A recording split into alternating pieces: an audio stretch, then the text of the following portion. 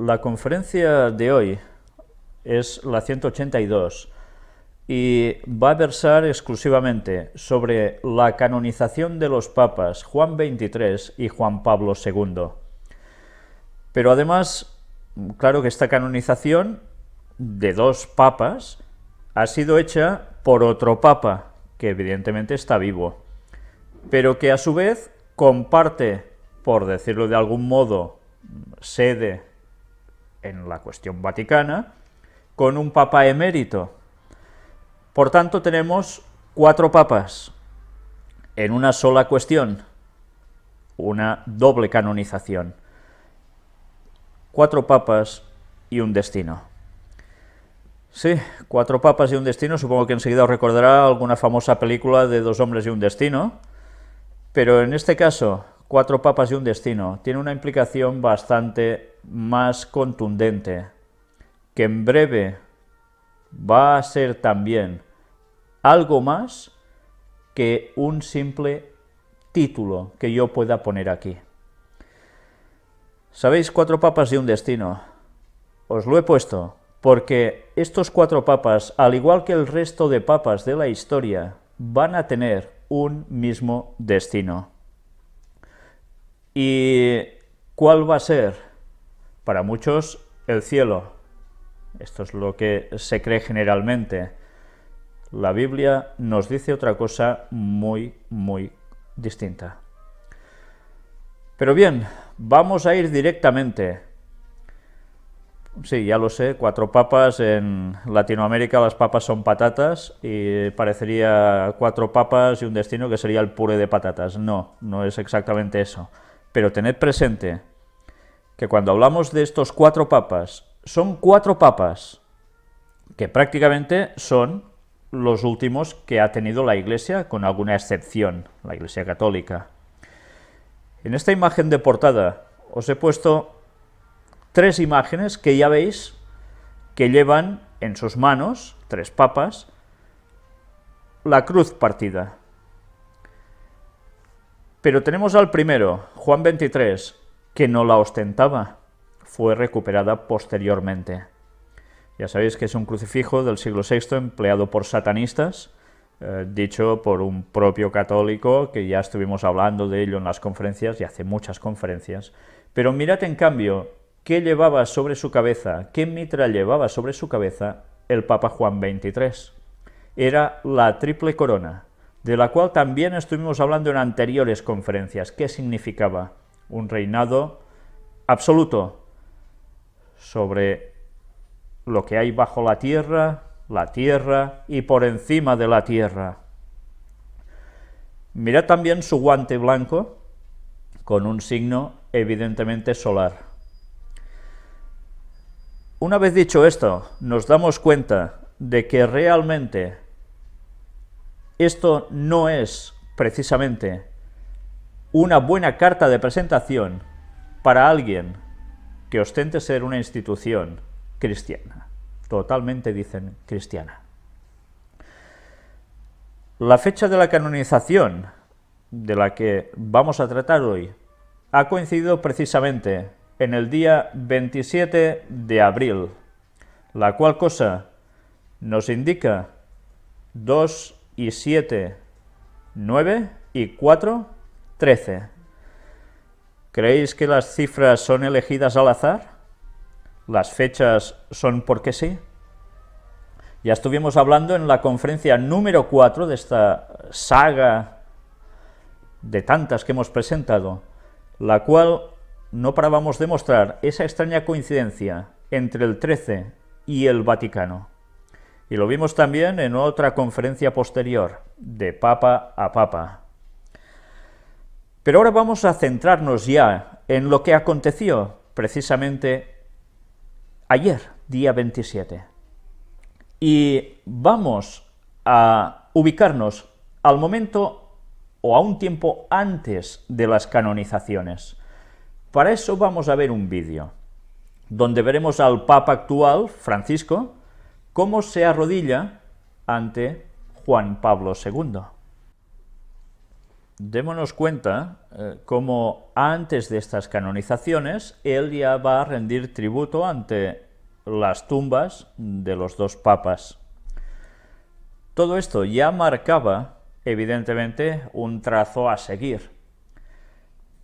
Pero mirad cómo también, una vez ya centrándonos en esos momentos de las canonizaciones, sucede algo en Costa Rica. Y doy las gracias a la persona que precisamente me lo ha enviado. Esperan a 30.000 personas en vigilia por canonización de Juan Pablo II y Juan XXIII. Todo esto parece ser que eran unas entradas que se regalaban en ciertos lugares para que la gente asistiera y pudiese seguirlo en directo a través de pantallas gigantes. Y, bueno, ya veis, fue seguido masivamente. También sucedió algo interesante en ese lugar.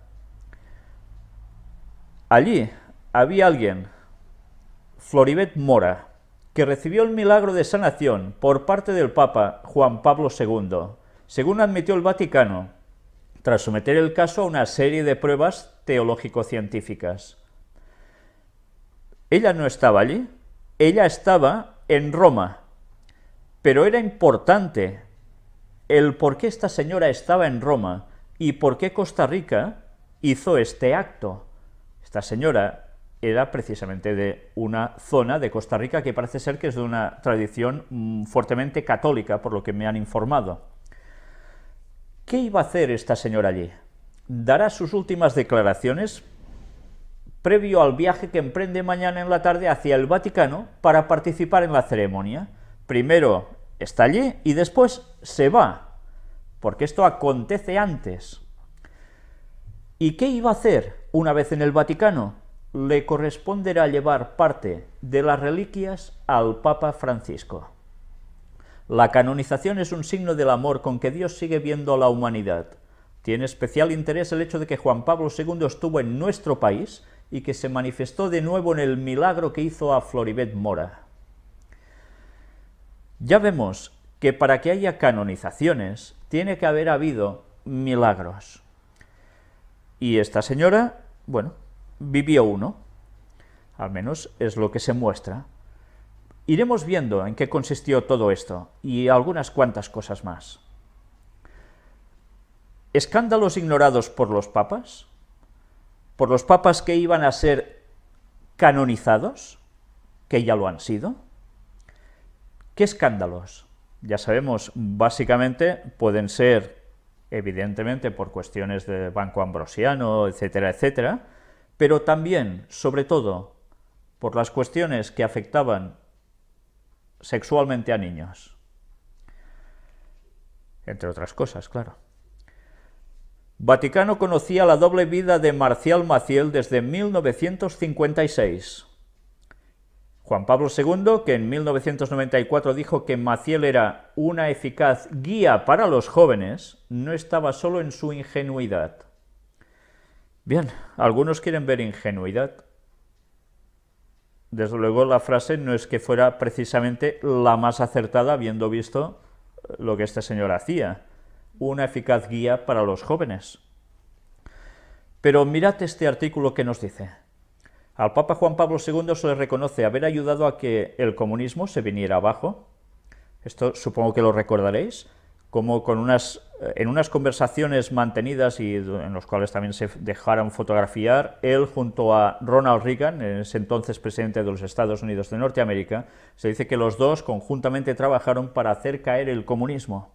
Y así lo dijeron ellos mismos y ya lo mostramos en conferencias antiguas. Haber inspirado a una nueva generación de católicos durante un papado de giras mundiales, ya sabéis que fue el más viajero, y haber explicado la enseñanza eclesiástica en temas polémicos mientras el cristianismo llegaba a su tercer milenio, pero el escándalo de abusos sexuales que ulceró su mandato sigue siendo una mancha en su legado. Juan Pablo II y sus colaboradores más cercanos no asumieron la gravedad del problema de los abusos hasta casi el final de su papado de 26 años, a pesar de que desde la década de 1980 los obispos de Estados Unidos pedían a la Santa Sede una forma más rápida de lidiar con los curas pederastas. Se cree que lo vivido por Juan Pablo II en Polonia, bajo un gobierno comunista y nazi, donde sacerdotes inocentes muchas veces eran desacreditados con acusaciones inventadas, influye en su defensa en general hacia el clero. El éxodo de clérigos después de la turbulenta década de 1960 también lo hizo tratar de retener los sacerdotes que todavía tenía. El Papa Francisco ha heredado el fracaso más notorio de Juan Pablo II en el tema del abuso sexual, la Orden de los Legionarios de Cristo, que el Papa polaco y sus principales colaboradores pusieron como modelo. Francisco, quien canonizará al Papa Juan Pablo II el 27 de abril, debe decidir si firma un proyecto de 3 años para reformar al Vaticano, impuesto después de que la Legión admitió que su fallecido fundador abusó sexualmente de varios seminaristas y que tuvo 3 hijos. Sin embargo, el reconocimiento hecho por la Legión en 2009 sobre la doble vida del padre Marcial Maciel no fue noticia para el Vaticano. Documentos de los archivos de la entonces Sagrada Congregación para Religiosos mostraron como una sucesión de papas, incluso a Juan XXIII, que también será canonizado el próximo domingo, simplemente desestimaron reportes creíbles de que Maciel era un artista de la estafa, drogadicto, pederasta y un fraude religioso. Para 1948, 7 años después de que Maciel fundó la orden, la Santa Sede tuvo documentos de enviados vaticanos y obispos en México y España que cuestionaban la legitimidad de la orden de Maciel, subrayando la cuestionable fundación legal de su orden y alertando sobre su comportamiento totalitario y las violaciones espirituales a sus jóvenes seminaristas. Los documentos muestran que la Santa Sede estaba bien enterada del abuso de drogas por parte de Maciel, de sus abusos sexuales y las irregularidades financieras desde 1956, cuando ordenó una investigación inicial y lo suspendió 2 años para curarse de una adicción a la heroína. Ya sabéis que además Marcial Maciel iba a veces al Vaticano, tenía contactos con el Papa y daba suculentas cantidades económicas recaudadas por su orden.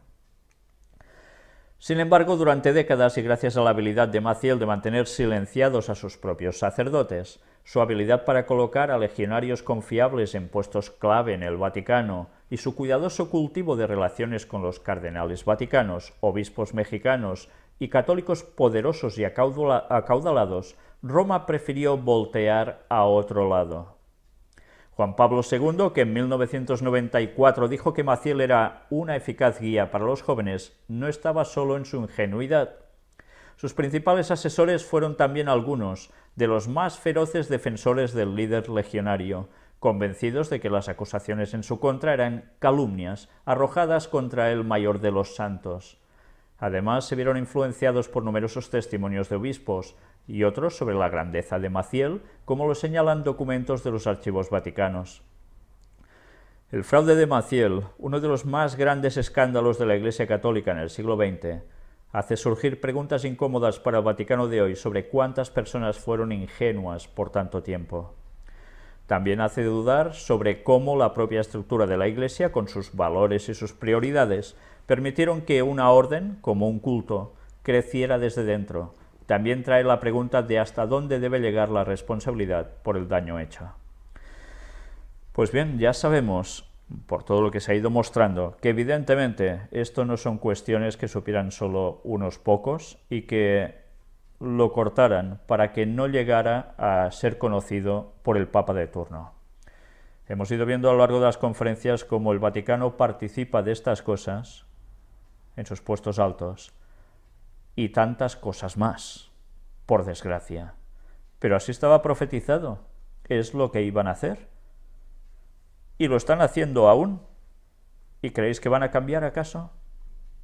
Si alguien tiene dudas de lo que estoy diciendo, antes de que me escriban, como siempre, diciendo que si soy esto o lo otro, no os fijéis en lo que yo estoy presentando como ser el malo de la película, sino haced un repaso a la historia de la Iglesia Católica y haced un repaso, si bien queréis, a todas las conferencias desde la 5 a la 10, donde vais a ver un proceso profético que aparece en la Biblia que no para de cumplirse continuamente y está totalmente demostrado, con historia en mano, para que cuando llegáis sobre todo a las conferencias de la 8 a la 10 no os quepa ninguna duda de cómo en la Biblia las profecías dadas por Dios a sus profetas ya hablaban de este fantástico poder, que precisamente no sería un poder divino en la tierra, sino todo lo contrario. Y aún dicen, lo que preparan y van a terminar de hacer en breve tiempo. Ahora vamos a ver un vídeo interesante, Sombras del pasado sobre el Vaticano. Me gustaría que además en todos los vídeos que hoy os voy a mostrar, estuvieses atento a las imágenes que se van a ver allí. Bien, ya habéis visto que es un vídeo de cuando el Papa Benedicto XVI no era Papa emérito, sino que era Papa único, aún no estaba Francisco, y ya todo esto evidentemente se trató en estas conferencias, donde estuvimos viendo con claridad que esto ha acontecido durante muchísimos años en la Iglesia Católica y que evidentemente los papas también estaban involucrados en estas cuestiones, haciendo oídos sordos o vista distraída a las cuestiones que dicen que se les presentaban. Unas veces porque decían que ya eran mayores los que habían hecho esto, y otras veces sencillamente lo que hacían era cambiarlos de lugar. Dada la gran experiencia del Vaticano en estas cuestiones, es curioso que hayan seguido así, y ahora Ratzinger, como Papa Benedicto XVI, decía de que iba a poner mano en esto, y ya en la actualidad el Papa Francisco sigue con el mismo cometido, en una limpieza moral de la Iglesia, poniendo restricciones para que todo esto no suceda.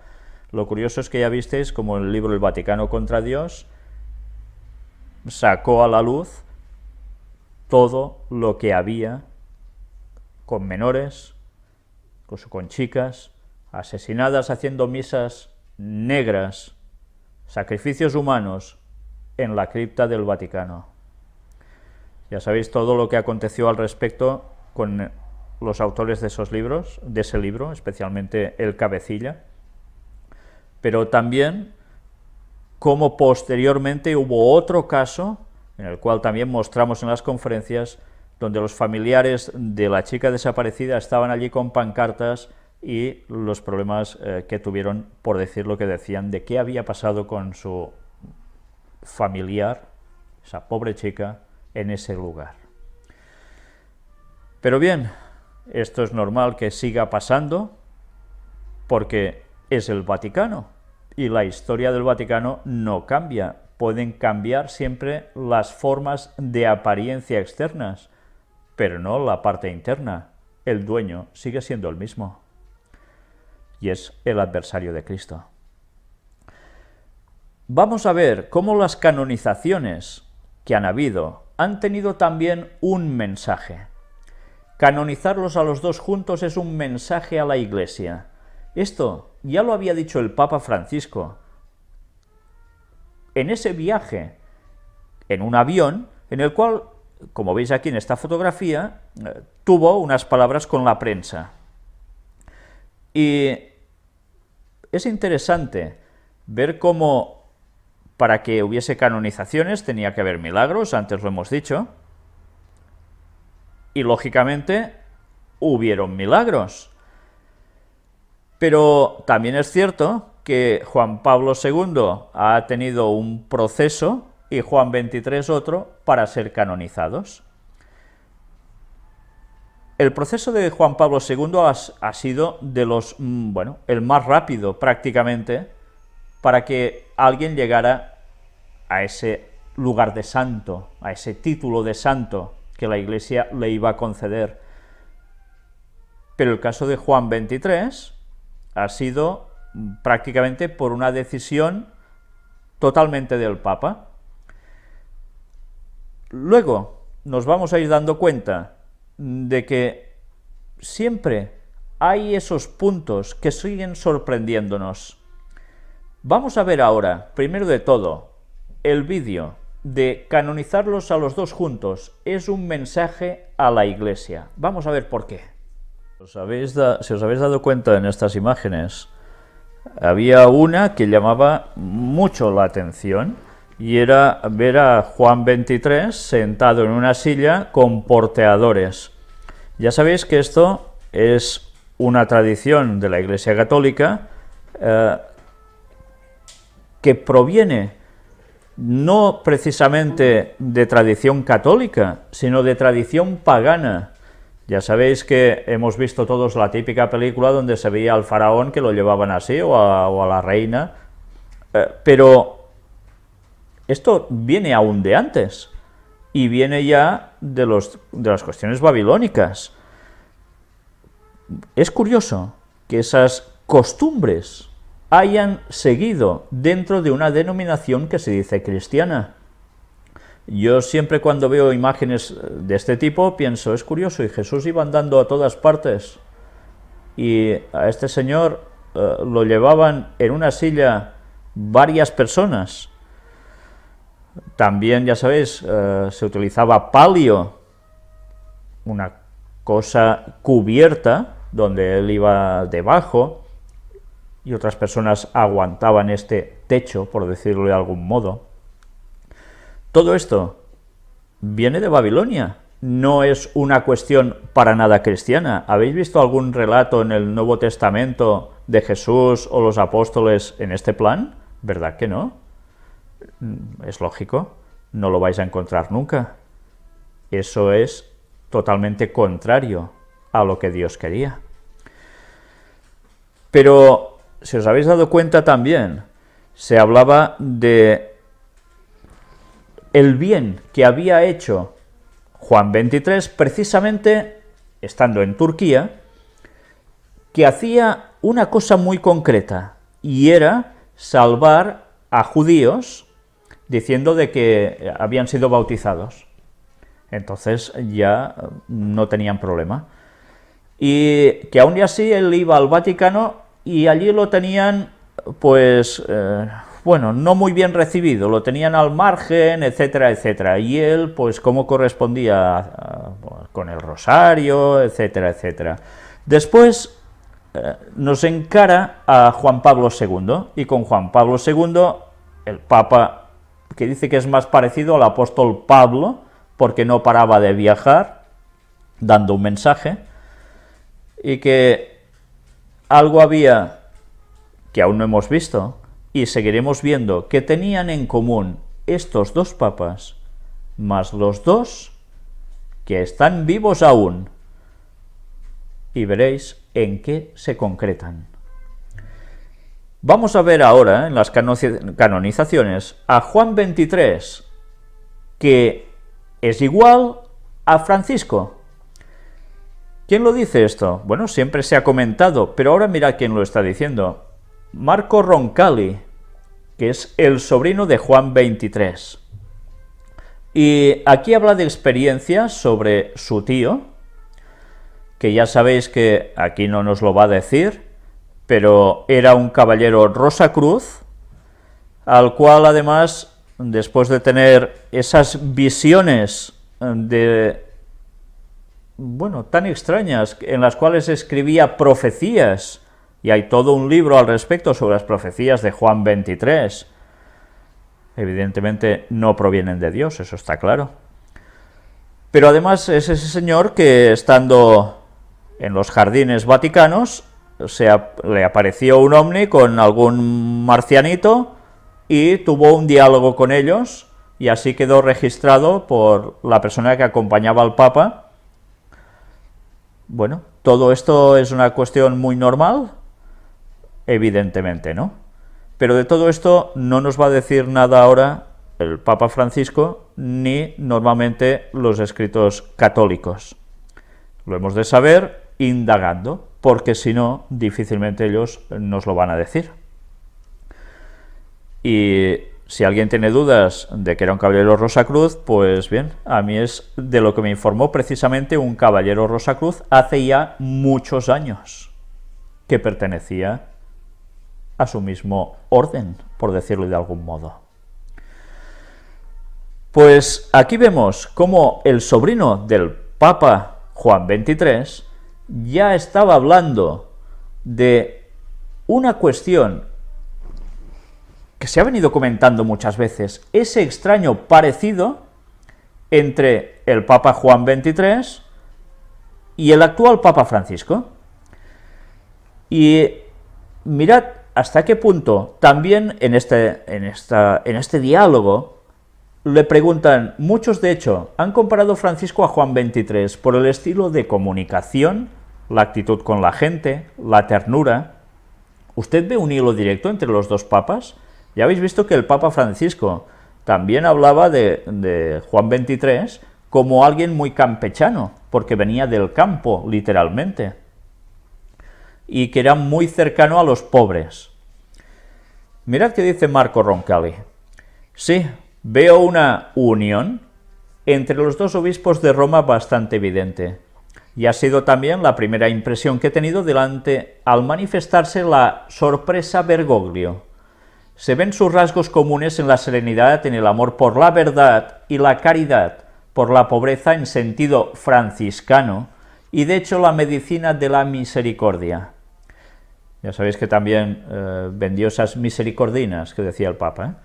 Les veo cercanos también en su vivir el optimismo cristiano, la alegría del encuentro continuo con Dios y con todos los hombres, tanto los que se siente por parte de la Iglesia como a los de acercarse en la atención a las necesidades espirituales y materiales, siempre con gran respeto.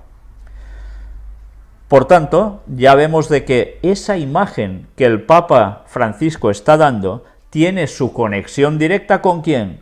Con Juan XXIII, al cual él ahora ha canonizado. Pero aún ha habido bastante más sobre todo esto. ¿Por qué para Papa Juan un proceso de canonización tan lento y después tan repentino sin ni siquiera esperar un milagro? La respuesta de Marco Roncalli es verdad que para Juan XXIII no se ha pedido el segundo milagro, o sea que hubo uno, ¿eh? También si el cardenal Angelo Amato, prefecto de la Congregación de las Causas de los Santos, ha precisado hace tiempo que no era una cuestión de descuentos, privilegios, exenciones, y que en realidad el Papa Francisco ha querido solo reducir los tiempos para dar a la Iglesia entera la gran oportunidad de celebrar juntos la canonización de dos papas santos, Juan XXIII, el iniciador del Concilio Vaticano II, remarco, el iniciador del Concilio Vaticano II, ¿qué se hizo allí? ¿Para qué se hizo? Se hizo para el movimiento ecuménico. A partir de allí, la Iglesia Católica iba a hacer un cambio aparente para hacer caer en sus redes a todas las denominaciones cristianas, pero también a otros, como los judíos, musulmanes y demás, por supuesto. Ese era el punto de inflexión en la Iglesia Católica y que, evidentemente, estamos viendo que papa tras papa desde entonces están siguiendo a la perfección. Todo tiene un mensaje, y esta canonización doble lo tenía y muy claro. Después nos sigue diciendo él, y de Juan Pablo II, el realizador de los fermentos pastorales, espirituales y doctrinales de los documentos conciliares. La voluntad del Papa es clara. El recurso a un vínculo ya había sucedido cuando el mismo Wojtyła beatificó en el 2000 a Pío IX y Papa Juan. Cierto, se trata de dos personalidades muy diversas, con dos historias y dos características diferentes. Y también se miran bien a temas como el concilio o la paz, por dar solo dos ejemplos, los rasgos que les unen están, fijaos, concilio y paz. A partir del hecho de que eran dos hombres capaces de asumir grandes responsabilidades personales y universales que han marcado la historia, y tanto que la han marcado la historia, y aún no hemos visto lo que la va a llegar a marcar, y va a ser en nuestros días. Canonización es igual a paz y ecumenismo. Mirad, ya el título nos dice canonización de los dos papas, centrarse en la santidad de ellos. Ya hemos visto cómo están dando los alardes continuamente de lo buenos que eran, pero tengamos presente que cuando todo esto se está haciendo es para dar mensajes. Ese mensaje de santidad va asociado a algo muy, pero que muy importante, y siempre es ecumenismo. Si nosotros no vamos entendiendo que hay una fase de nueva evangelización hacia el mundo por parte suya, no nos vamos a dar cuenta de todo el proceso que están teniendo con estos cambios de papa, poniendo a los que interesan para el momento, para conseguir conseguir realizar esa agenda perfecta tan bien marcada por parte del propio diablo, que están siguiendo a la perfección y que van a llevar precisamente a que vuelvan a coger el poder. ¿Y de qué modo? Sobre todo, la vinculación a la santidad es el punto clave que ellos tienen para hacer ver al resto del mundo que la paz y el ecumenismo son posibles si se anda en esa santidad. Paz y ecumenismo. Mirad la nueva evangelización y la dimensión mariana de todo esto. El titular también es claro, Juan 23 y Juan Pablo II, dos papas santos, dos santos marianos. Siempre hay un personaje que no para de rondar alrededor de la Iglesia Católica y de estos últimos papas, y es precisamente el personaje de la Virgen María. Son papas marianos, y todo lo que ellos dicen, centrado en esa nueva evangelización, tal como este texto va indicando, tiene siempre su centro en la Virgen María, o lo que ellos llaman la Virgen María. La canonización de estos dos grandes pastores sucede a las puertas del mes de mayo, mes de María. Es este un rasgo que acomuna a los dos nuevos santos, su amor tierno y profundo por la Virgen. Juan 23 recurriría frecuentemente a la maternidad universal de la Virgen. ¿Maternidad universal qué quiere decir? Pues que todos vamos a ser, ¿qué? Hijos, ¿no? Hijos de esa madre. La madre común, cabeza de todos los hombres, hermanos todos en el mismo Cristo primogénito. En Juan Pablo II, la conciencia de la cercanía y de la intercesión de nuestra Madre representaba un polo de atracción permanente en su propio caminar espiritual y humano, e invitaba a los demás a descubrir la dimensión mariana de los discípulos de Cristo. La filiación a la Santísima Virgen, decía, es un don que Cristo mismo hace personalmente a cada hombre. ¿Os dais cuenta de cómo todo está centrado en el personaje de lo que ellos llaman la Virgen María? En verdad, nada que ver con la Virgen María. Lo hemos visto en todas esas apariciones. ¿Quién era el que se mostraba?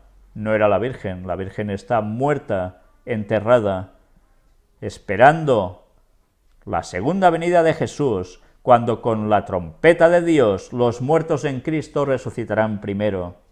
Y como dice el libro de Hebreos, escrito por el apóstol Pablo, ninguno de los grandes en la fe, cita a Abraham, cita a Sansón, cita a unos cuantos más, ninguno le ha sido dada la recompensa antes que a nosotros, a los que estamos vivos, para que no sean ellos antes que nosotros.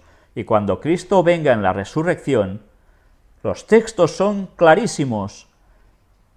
Los muertos en Cristo resucitan, y los santos vivos, los que estén vivos, ojalá estemos vivos en ese momento siguiendo a Cristo, seremos transformados en un momento, en un abrir y cerrar de ojos, a la final trompeta. ¿Y qué va a suceder?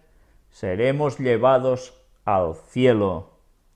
Por tanto, ¿cómo va a estar la Virgen María siendo Madre universal de todos e intercediendo por todos y tantas cosas más que le atribuyen, o cualquiera de los santos, incluido estos dos papas, que ya automáticamente con lo que ellos han dicho, ¡pam!, ya están por allí, para que puedan interceder por nosotros de un modo total. La creencia de la inmortalidad del alma es parte de ese gran ecumenismo mundial que vamos a vivir. No solo va a ser el domingo, va a ser esta falsa creencia pagana que Satanás ya filtró en el Edén.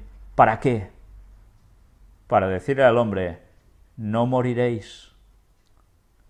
Y todas las denominaciones cristianas prácticamente creen en esas falsas y mentirosas palabras de Satanás, habiendo adoptado la creencia de la inmortalidad del alma. O estudiamos bien la Biblia, o vamos a caer en los engaños satánicos, con todas las manifestaciones espiritistas en los cuales Satanás está plenamente versado. Y si nos creemos que, no, yo no me voy a tragar esto si hay una aparición, pues ya os digo yo que gracias a Dios he podido conocer personas en las cuales han tenido apariciones de estos tipos, y diles tú después de que esto no proviene de Dios. Pues os dicen de todo menos que estáis en la verdad. Lo que os digo no son bromas, y muchos de vosotros que me estáis oyendo sé que también habéis participado de experiencias de este tipo místico. ¿Verdad que si yo os digo que estos son manifestaciones satánicas me vais a decir que estoy loco? ¿Por qué? Porque hacéis casos a vuestros sentidos y no al texto bíblico, a la segura palabra profética. Como nos dejamos guiar por nuestros sentidos, la hipnosis satánica funciona a la perfección. El escrito bíblico pasa a ser, son enseñanzas, son distorsiones, ¿sí? Pues como no sepamos lo que creamos, y esto no sea la verdad, todas estas personas, incluso siguiendo todas las conferencias que quieran, van a caer en el engaño satánico. De esto no se va a escapar nadie. Solo si conocemos la palabra de Dios, podemos decir, Isaías 8:20, a la ley y al testimonio, si no dijeren conforme a esto es porque no les ha amanecido. Y si se aparecen espíritus de los que sean, probadlos, probad si son de Dios. ¿Y cómo se prueba? Una vez más, a la ley y al testimonio. ¿Os dicen que guardéis los 10 mandamientos tal como están en Éxodo 20? Incluido el sábado, incluido no adorar imágenes, ¿o nos dicen eso? Pues bien, tened esto presente, porque el engaño está servido y cada vez va a ser más contundente. Ahora vamos a ver unas anécdotas papales y porteadores.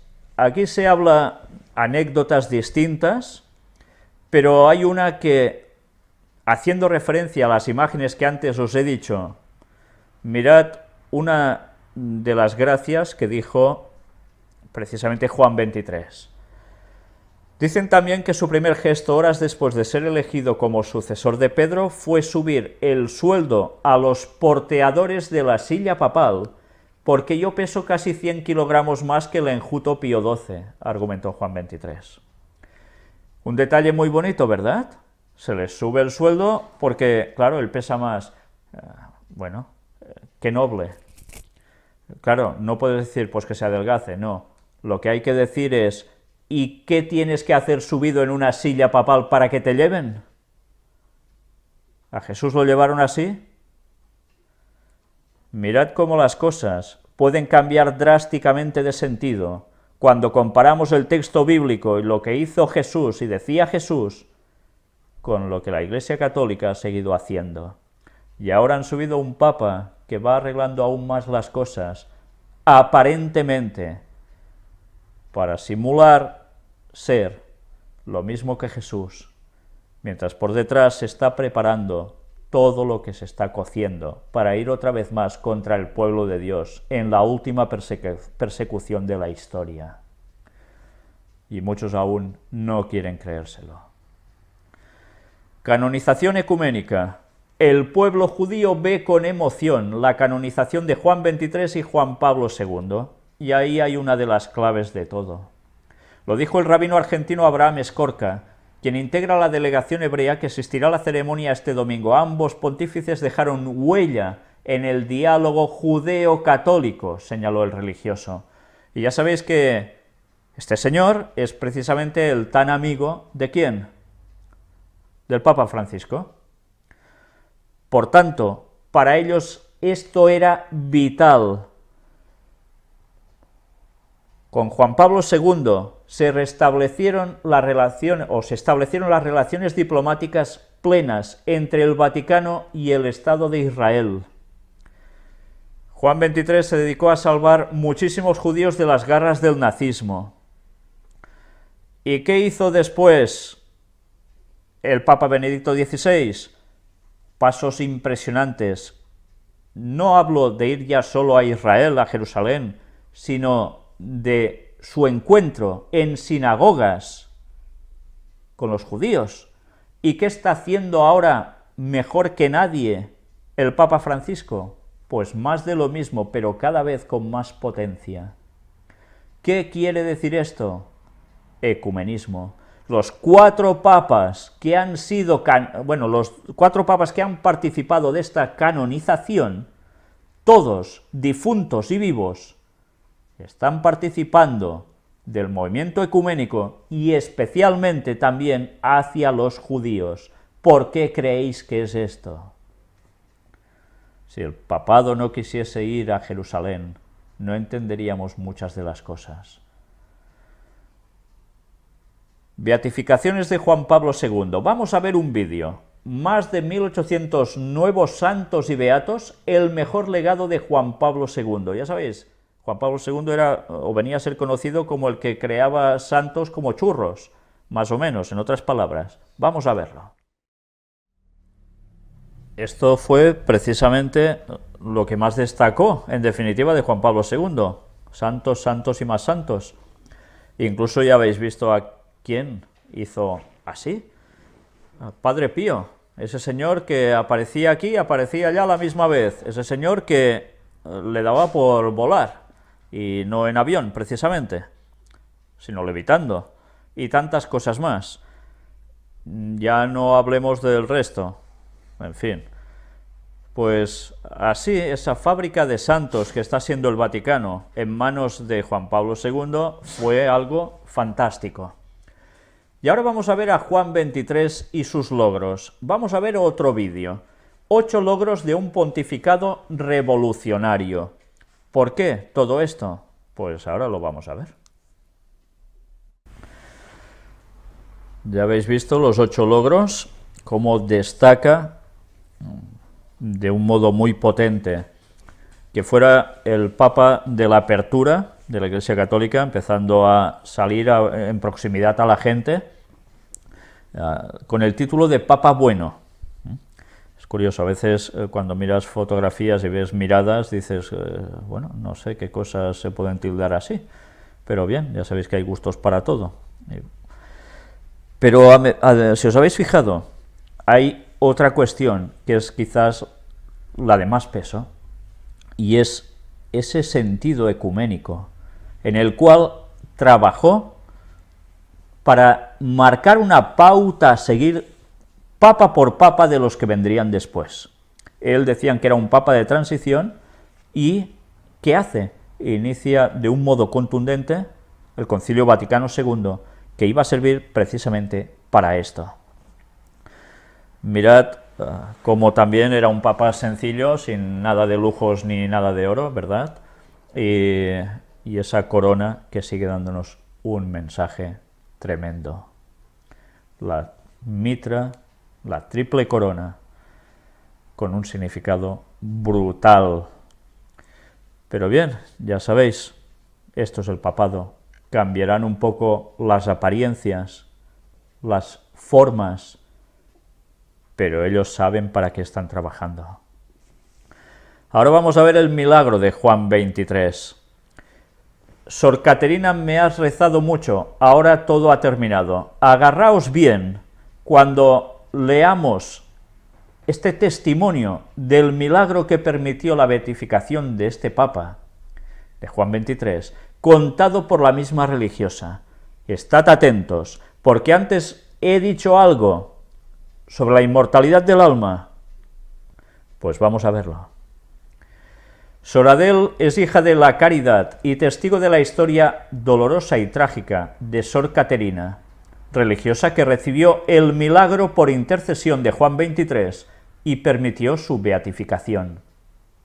En un encuentro con periodistas en vista a la canonización del Papa Bueno, esta religiosa ha recordado la historia.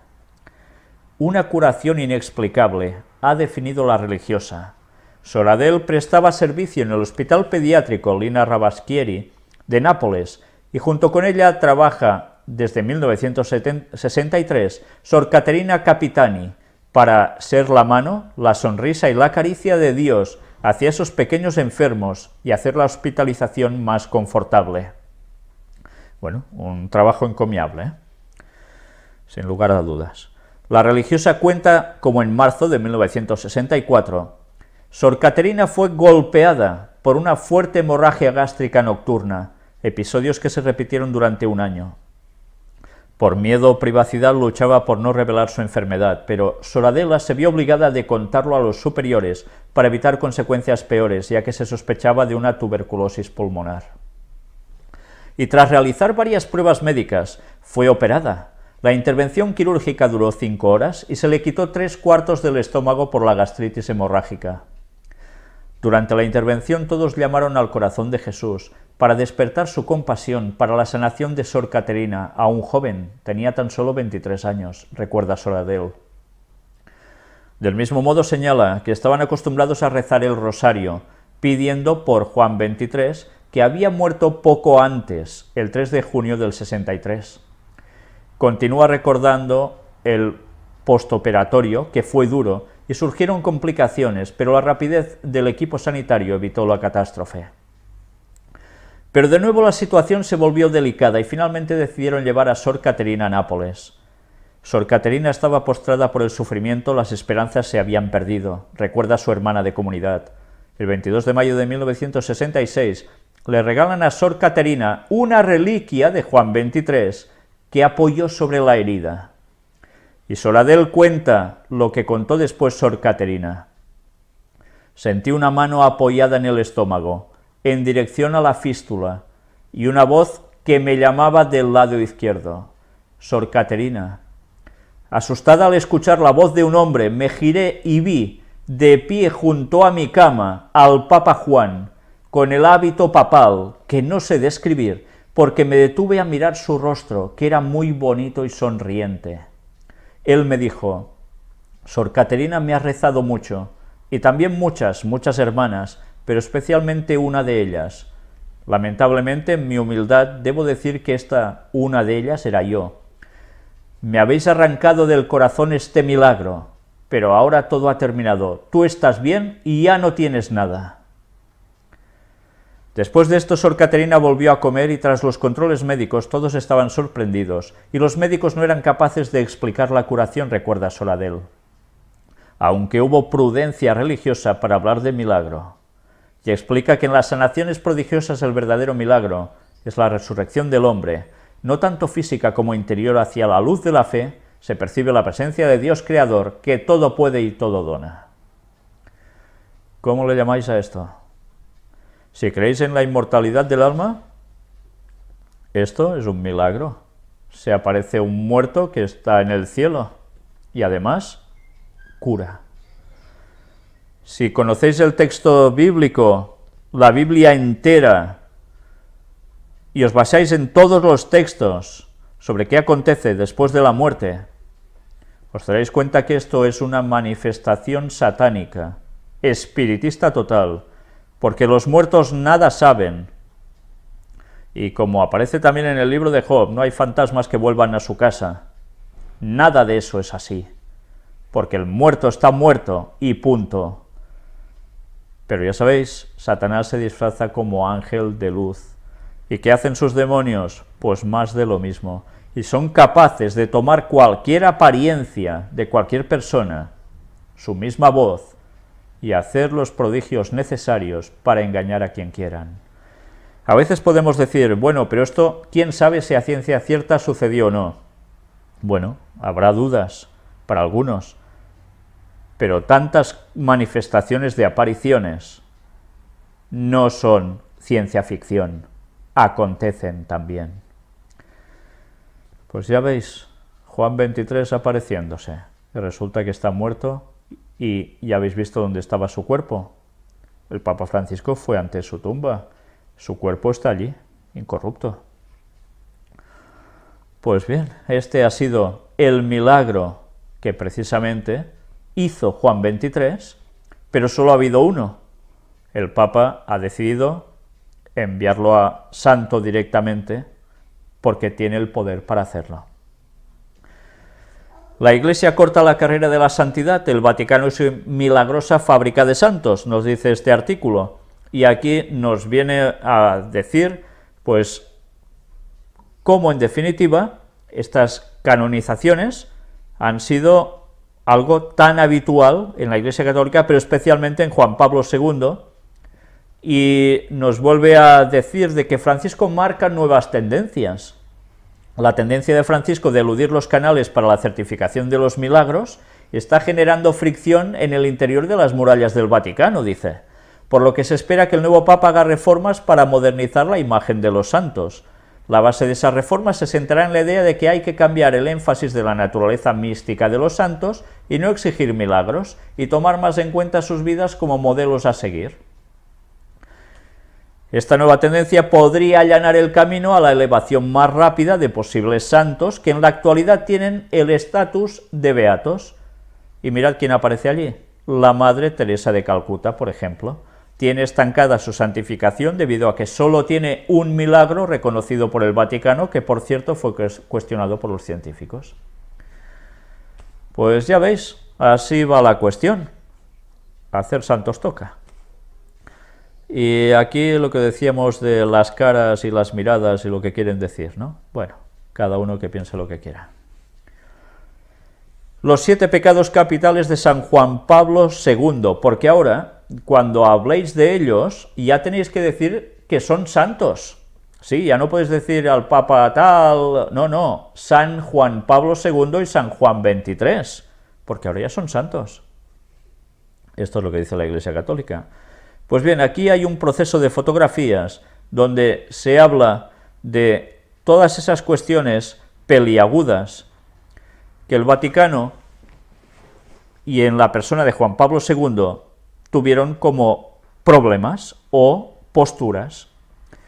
Se habla de la teología de la liberación, ya sabéis, llevada por los jesuitas, sobre todo al continente latinoamericano, que por desgracia también llegó a terminar en que muchos de ellos fueron guerrilleros armados, evidentemente, y de los cuales también vamos a ver algo, si no hoy, en las noticias de actualidad en relación con la profecía, de aquí, nada, 2 días, si Dios quiere. Curiosamente, ya sabéis que los jesuitas lanzaron la teología de la liberación para marcar un cierto rumbo en Latinoamérica, sobre todo, pero que dentro de ellos había personas que hacían las cosas porque creían que estaban haciendo el bien, y otros pues que ya sabían a qué iban, dependían de sus grados como estuvieran. Pero a su vez, después el Vaticano parecía que se alejaba de ellos e incluso tenían reprimendas. Bueno, ya sabéis, esos son los juegos del Vaticano. Provocan ciertas cosas y algunos tan inocentes que actúan por ellos son movidos como títeres y después las cosas cambian. Así se suele funcionar y así les va también. Por supuesto también tuvo problemas con el Banco Ambrosiano por el lavado de dinero, fraude, vinculación con la mafia y hasta venta de armas. Y informes han salido aún más a la luz de todo esto. en años más recientes, pero que ya sabéis que para muchos son tonterías, en fin. Luego también, cómo no, el estar al lado de ciertos personajes para favorecer los intereses del catolicismo en ciertos lugares, en ciertos países, apoyó dictaduras, evidentemente también la de Pinochet, y tantos otros, ¿no? Así ha ido la cuestión en el mundo. Luego aquí se habla también de cuestiones sobre no a preservativos, etcétera, etcétera, y la complicidad en pedofilia de sacerdotes. Todo esto no ha importado para nada y se ha hecho la canonización. Mirad qué imágenes de esos momentos, la plaza de San Pedro abarrotada, medios periodísticos muchísimos, y alguien que no podía faltar en este evento, donde veis al Papa Francisco. ¿Qué imagen veis al fondo? Pues Semiramis y Tamuz. Ah, no, es la Virgen María y el Niño Jesús, dicen. No, no, olvidaros de eso. Una cuestión más babilónica, por supuesto, adaptada al cristianismo. Y ya sabéis que el papel de la Virgen María, en esas apariciones y todas esas cosas que tantas se dicen, es la misma función del propio Satanás. En fin, allí tenía que estar presidiendo. El Papa emérito, Benedicto XVI, que también estuvo allí. Y mirad quiénes estuvieron más. Los reyes Juan Carlos I y Doña Sofía, de España. Y la reina con peineta y mantilla. ¿Y de qué color iba vestida? Bueno, no os penséis que las mujeres van así por el mundo normalmente vestidas. Quizás en algunas partes más al sur de España aún se mantiene eso en ciertos momentos. Pero mirad de qué color va la reina. ¿No van siempre de colores oscuros, negros, cuando se ven con el Papa en audiencia privada? Sí, pero además en este evento, que no era evidentemente solo una audiencia privada, la tuvieron después con el Papa Francisco. ¿Por qué la reina va de blanco? Pues porque hay un derecho reservado exclusivamente a las reinas católicas, y es que vayan de blanco, como el Papa. Un símbolo de pureza, un símbolo de ¿qué? De dominación del Vaticano en el país en cuestión. Es una persona súbdita, evidentemente, del Vaticano, ella con su reino, evidentemente. Pues esto sigue siendo España y tantos otros lugares, por desgracia. Situaciones que pasaron en el Vaticano con tanta aglomeración de gente. Y esta imagen también era especial, y era ver cómo ya se les ponía una aureola en las estampitas que se estaban repartiendo de Juan Pablo II y, como no, de Juan XXIII, que aquí lo tenéis también con la triple corona, la aureola alrededor de su cabeza como símbolo solar, evidentemente. Y, en fin, aquí se van dando explicaciones de por qué dicen de que toda esa cuestión de problemas de abusos sexuales, según Navarro Valls, pues que ellos no estaban enterados en definitiva y que se enteraron más tarde, etcétera, etcétera, en fin, una pena. Otra fotografía del lugar, una imagen de cómo el obelisco está presidiendo siempre todos estos eventos. ¿Por qué será? Y tantos medios de comunicación como vieron allí, 33 cámaras de televisión, 13 de ellas transmitían en 3D, la plaza ya veis cómo llegaba a estar de llena. Pero había alguien que no le gustaba eso. Las víctimas de pederastia se oponen a la canonización de Juan Pablo II. Antes hemos visto en un vídeo una señora que se estaba quejando de lo que había hecho la Iglesia Católica en Estados Unidos, pues estos también se siguen quejando. Las víctimas de abusos sexuales en la Iglesia, sus familiares y varias organizaciones no gubernamentales rechazan la canonización de Juan Pablo II, reporta NTN 24. Las víctimas acusan al pontífice polaco de no haber hecho nada para proteger a cientos de niños y niñas que sufrieron abusos sexuales durante el pontificado del Papa Peregrino, así como de encubrir a decenas de sacerdotes pederastas. La canonización de dos papas, Juan Pablo II, el Papa Peregrino, y Juan XXIII, el Papa Bueno, pues tuvieron lugar al final sí o sí. Y fue el 27 de abril, 2 y 7, 9 y 4 del mes 13. ¿Cómo no? Pero no son los únicos números sorprendentes. Mirad, 11 y 22.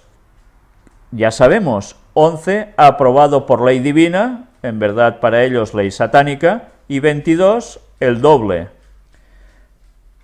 ¿Dónde aparece esto? El Papa Francisco proclama santos a Juan XXIII y Juan Pablo II ante 800.000 peregrinos. Bueno, las cifras ya sabéis que son las que son. Algunos dicen que en esa plaza, como mucho, achuchando, serían 400.000, pero es igual, 800.000.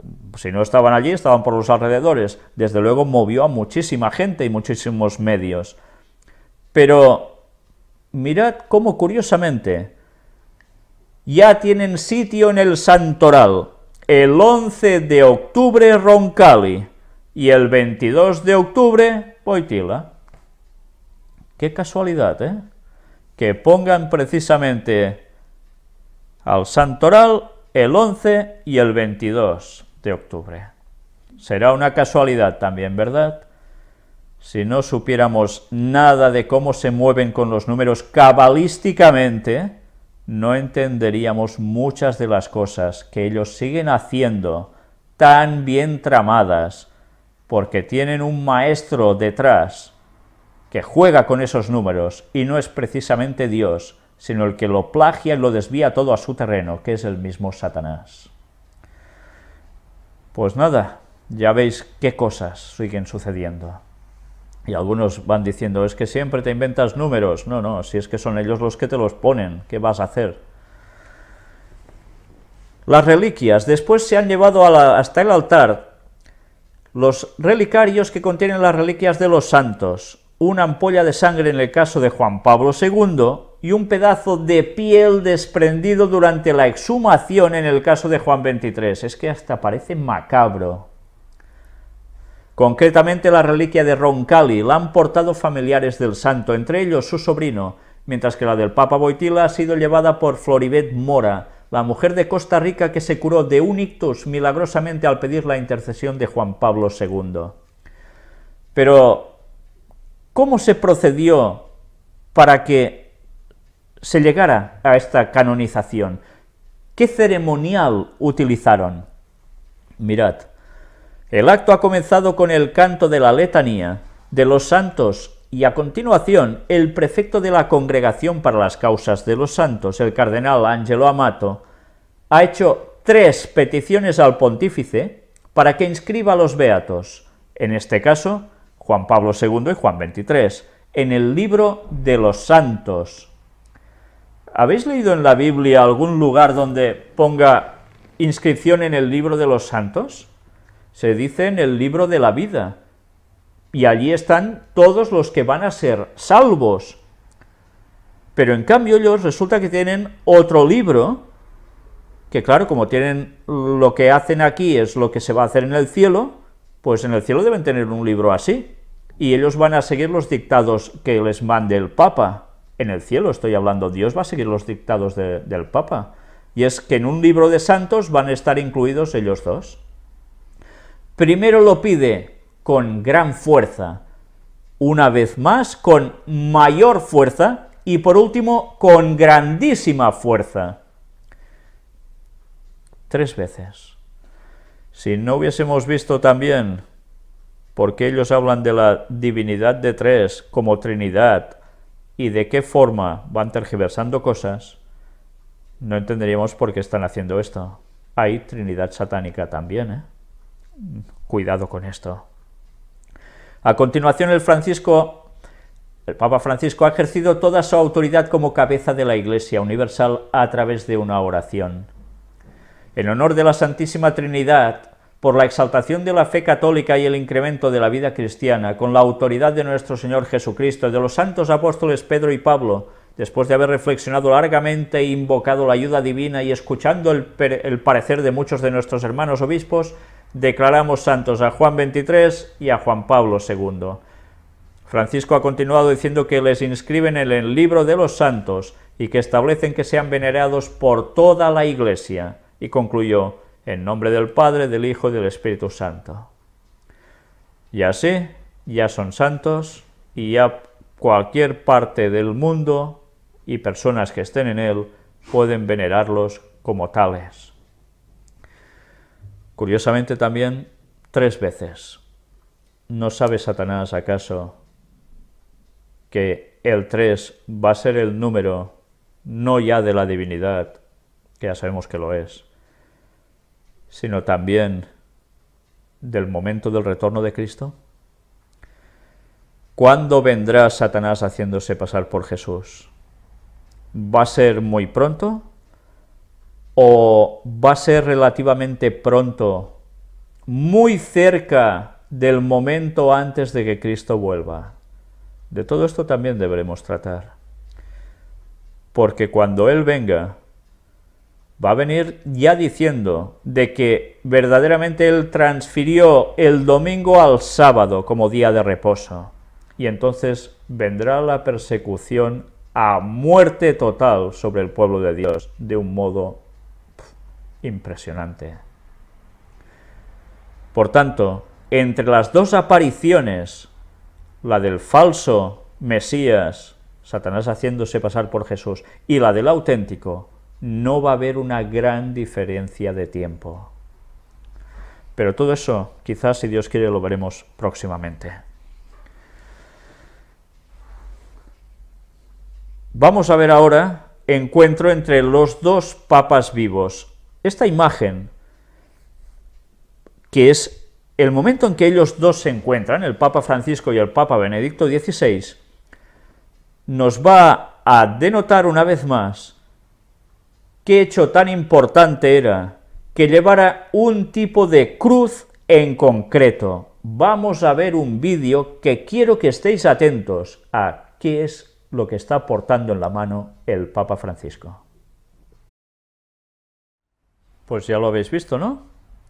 La cruz partida, la cruz quebrada. En este escenario podía haber llevado otro tipo de cruz, ¿no? Esta fue la elegida, la misma que ostentaron tanto Benedicto XVI como el anterior Papa Juan Pablo II, como también el anterior Pío.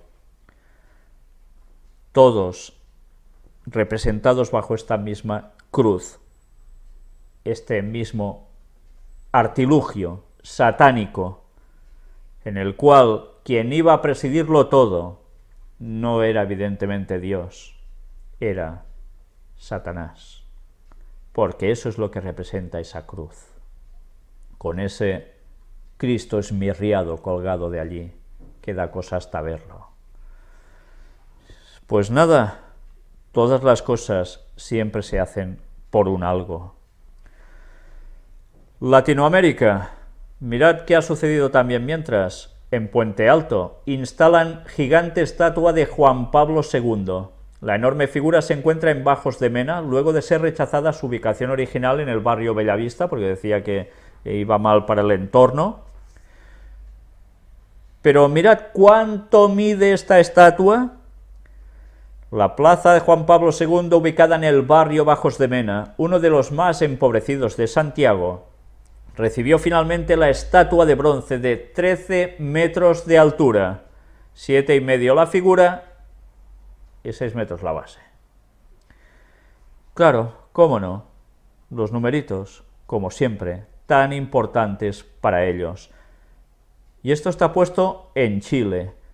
que dicen de que está siendo el país más decantado hacia el no catolicismo de Latinoamérica. Y van y les ponen esto. ¿Por qué? Pues porque aunque pueda parecer que ellos o la gente va hacia lados por otros derroteros del catolicismo, el poder sigue estando vinculado a alguien, y ese alguien es el Vaticano. Y las cosas, bueno, claro que van a cambiar, como en tantas otras partes. Mirad también, curiosamente, con qué cruz le han hecho la estatua. Con la cruz partida. Más de lo mismo. Siempre igual. Esa cruz en la cual, cuando el Papa pasa, todo el mundo más o menos reverencia. Y claro, con aro solar, por supuesto, ahí está, sobre su cabeza. ¿Y quién también? ¿Lo veis ahí en esos momentos que se hizo todo esto? Otra imagen. ¿De quién?